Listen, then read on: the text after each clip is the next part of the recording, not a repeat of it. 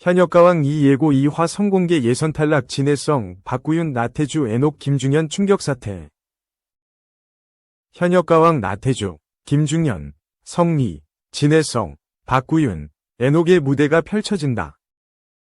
3일 방송되는 MBN 현역가왕 2에서는 지난 방송에 이어 현역들의 자체평가전이 펼쳐진다.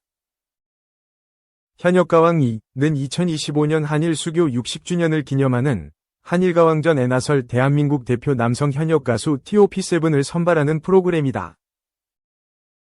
이날 방송에선 현역 21인이 본선 진출을 두고 치열한 경쟁을 펼친다.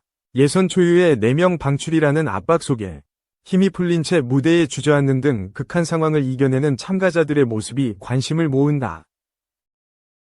이날 방송에서는 임영웅을 꺾은 전설, 전유진의 노래 스승, 5천만 조회수를 기록한 아시아 스타 등 화려한 경력을 자랑하는 참가자들이 대거 등장해 무대를 장악할 예정이다. 특히 트롯 퍼포머 타이틀을 놓고 나태주, 김중현, 성리가 치열한 경쟁을 벌인다. 나태주는 전매 특허, 태권 트롯 무대로 일본 현역 타쿠야마저 감탄하게 했으며 김중현은 놀라운 연출력으로 라이벌 성리를 놀라게 한다. 뮤지컬 배우 출신으로 불타는 트롯맨 TOP7에 오른 애녹, 트롯 전국체전 우승과 미스터 트롯 2, 3위에 빛나는 진해성, 맏형다운 무게감으로 후배들의 존경을 받는 박구윤의 무대도 펼쳐진다. 애녹은 특유의 폭발적인 고음과 울림 있는 목소리로 강렬한 무대를 선보이며 진해성은 정통 트로트로 관객의 감탄을 자아낸다. 박구윤 단체 기립을 부르는 무대로 독보적 내공을 입증한다. 그러나 이들 모두 다른 참가자들의 견제 속에서 긴장감을 감추지 못하고 무대 뒤에서는 손을 떨거나 애교 섞인 부탁을 하는 등 인간적인 면모를 드러낸다. 2. 현역가왕 2. 비상계엄 선포 영향, 다음 주 중단 부분부터 편성, 공식 입장. 비상계엄 사태로 방송이 중단된 현역가왕 2회가 다음 주 전파를 탄다. 4일 MBN 예능 프로그램 현역가왕 2 측은 3일 현역가왕 2가 방송되는 도중 윤석열 대통령의 긴급 대국민 담화가 편성되면서 2회가 방송되는 도중에 중단됐다 라며 이와 관련 현역가왕 2 제작진은 일주일 후인 오는 10일 오후 9시 10분 지난 2회 방송 중단된 부분부터 방송하기로 확정했다고 밝혔다. 이어 3일 현역가왕 2회에서는 애녹, 진해성, 박구윤 등 강력한 대장주 3인 후보를 비롯해 21인 현역들의 역대급 필살기 무대가 예고돼 기대를 모았다 라며 오는 10일 계속될 현역가왕 2에서는 예선전 방출 4인방의 명단과 함께 예선전 MVP가 공개된다고 했다. 또한 이와 더불어 본선에 오른 30인이 현역들이 겨루는 1차전 1대1 데스매치 현장 지목전의 일부가 방송될 예정이라고 덧붙였다. 윤석열 대통령은 3일 오후 10시 24분께 긴급 대국민 담화에서 비상계엄을 선포했다. 이후 국회는 4일 오전 1시께 본회의를 열어 190명이 찬성으로 비상계엄 해제 요구 결의안을 가결했다. 이후 윤 대통령은 오전 4시 27분께 비상계엄령을 해제하고 군을 철수시켰다. 이로 인해 현역가왕 2는 방송 도중 뉴스특보 체제로 전환되며 프로그램이 중단된 바 있다. 다음은 현역가왕 2 공식 입장 전문이다. 안녕하세요. 현역가왕 2 제작진입니다. 현역가왕 2 방송 관련 알려드립니다. 지난 12월 3일 현역가왕 2가 방송되는 도중 윤석열 대통령의 긴급 대국민 담화가 편성되면서 현역가왕 2회가 방송되는 도중에 중단됐습니다. 이와 관련 현역가왕 2 제작진은 일주일 후인 오는 12월 10일 밤 9시 10분 지난 2회 방송 중단된 부분부터 방송하기로 확정지었습니다. 지난 3일 현역가왕 2회에서는 애녹, 진해성, 박구윤 등 강력한 대장주 3인 후보를 비롯해 21인 현역들의 역대급 필살기 무대가 예고돼 기대를 모았습니다. 오는 12월 10일 밤 9시 10분 계속될 현역가왕 2에서는 예선전 방출 4인방의 명단과 함께 예선전 MVP가 공개됩니다. 더불어 본선에 오른 30인이 현역들이 겨루는 1차전 1대1 데스매치 현장 지목전의 일부가 방송될 예정입니다. 현역가왕 2회 방송 중단 관련 너른 양해를 부탁드립니다. 3. 종합, 송중기. IMF로 집안 망했다. 책임감 생존 의지에 집중해. 보고타.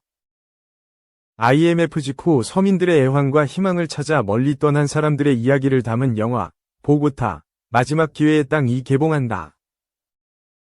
주인공 송중기는 지켜야 하는 사람들에 대한 책임감과 살아남아야 한다는 감정에 집중하며 연기했다고 밝혔다. 6일 서울 강남구 삼성동 메가박스 코엑스에서 영화 보고타 마지막 기회의 땅이 제작 보고회가 열렸다. 김성재 감독과 배우 송중기, 이희준, 권혜요, 박지환, 조현철, 김종수가 참석했다. 보고타 마지막 기회의 땅은 IMF 직후 새로운 희망을 품고 지구 반대편 콜롬비아 보고타로 향한 국희, 송중기분, 가 보고타 한인사회의 실세 수영, 이희준분, 박병장, 권혜요분, 과 얽히게 되면서 벌어지는 이야기. 김 감독은 멀리 떠난 사람들의 이야기다. 서울의 반대편, 가장 먼 곳 같은 곳. 우리에겐 낯설고 생경할지 모르겠지만 멀리 있는 큰 도시에서 살고 있는 한국인 이민자들.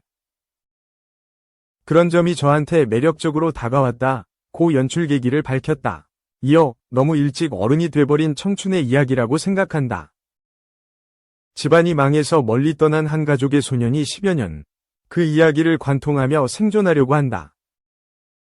없는 사람들이 일찍 어른이 되지 않나. 그게 관객들 마음에 안쓰러울 것이라고 귀띔했다. 또한 결국 어른이 되기 위한 우정과 배신의 드라마 라고 요약했다. 보고타 로케이션 촬영에 대해 김 감독은 색다른 풍경, 멋진 스케일을 보여줘야겠다는 생각은 안 했다 라고 설명했다.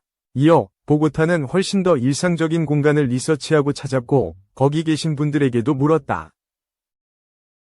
거기 사는 사람이기 때문이다 라며 영화 속 공간은 감정을 표현해줄 때 그 자체가 시네마틱한 공간이 된다. 특별하지 않지만 그것이 시네마틱하게 변하는 모습을 적용해보고 싶었다 고 말했다. 송중기는 IMF 이후 온 가족과 한국을 떠나 콜롬비아 보고타에 왔다가 전 재산을 잃고 성공을 위해 무엇이든 하는 국희 역을 맡았다. 송중기는 살아남는 이야기라고 생각하고 영화에 임했다 고 작품을 소개했다. 또한 시나리오를 보고 가장 눈에 들어왔던 건 로케이션이 아니라 낯선 곳에서 한국인들끼리의 갈등이었다. 한국인들끼리 갈등이 보고타라는 이국적인 남미의 풍경에서 벌어지면 어떨까 싶었다. 기대했던 만큼 잘 나온 것 같다 고 말했다. 송중기는 캐릭터에 대해 상황과 나이에 따라 캐릭터가 바뀐다. 제가 최근에 했던 캐릭터 중에 가장 욕망이 드글드글하는 친구라고 소개했다. 이어 욕망 덩어리다. 욕망은 단순하다. 살아남아야 한다. 그걸 좋게 표현하자면 책임감이라고 할 수 있겠다 라고 말했다. 또한 처음 시나리오를 봤을 때 저한테 이 영화의 시작과 끝은 아버지 근태 캐릭터였다. 시작과 끝이 안 좋다. 내가 해야 한다는 책임감과 살아남아야 한다는 마음에서 뜨겁게 올라온다. 끝으로 갈수록 용암처럼 끓어오른다 라고 전했다. 송중기는 짧은 머리에 귀걸이를 한 영화 속 장면을 두고 평소 제 성격이 몸에 무언가를 하는 걸 안 좋아한다. 시계, 목걸이, 귀걸이 등 액세서리를 거의 제 돈 주고 사본 적이 없다 라며 프리프로덕션을 갔을 때 보고타 사람들을 관찰해보고 제작진에게 귀걸이를 해보고 머리를 짧게 쳐보면 어떻겠냐고 했다. 처음 시도해본 것들이 많다 라고 비하인드를 전했다. 스페인어 대사를 소화한 송중기는 어려웠는데 배우기 시작하면서 재밌었다. 스페인어만의 특유의 리듬감이 재밌었다. 욕심도 많이 났다. 빈센조 하면서 이탈리아어를 할 때보다 재밌었다 며 만족해했다. 한번 보여달라는 요청에 할 수 있는데 다 욕이라서 라며 민망해했다. 이어 현장에서 제일 많이 한 말은 따로 있다. 콜롬비아 스태프들이 알려줬다 라며 배고프다. 빨리 달라. 맛있다를 스페인어로 선보였다. 그러면서 그걸 제일 많이 했다 라며 끝에는 항상 욕이었다 라면서 웃었다. 이희준은 한인 밀수시장의 2인자이자 통관 브로커 수용을 연기했다. 이희준은 마약 영화나 킬러 영화의 보고타가 늘 나왔던 도시다. 그 도시에서 한인 상인들의 속옷 밀수 이야기라는 점이 신선하게 다가와서 해보고 싶었다 고 출연 이유를 밝혔다. 이희준의 진한 콧수염에 선글라스를 낀 스틸이 공개되자 송중기는 저희끼리 프레디 머큐리라고 불렀다며 웃었다.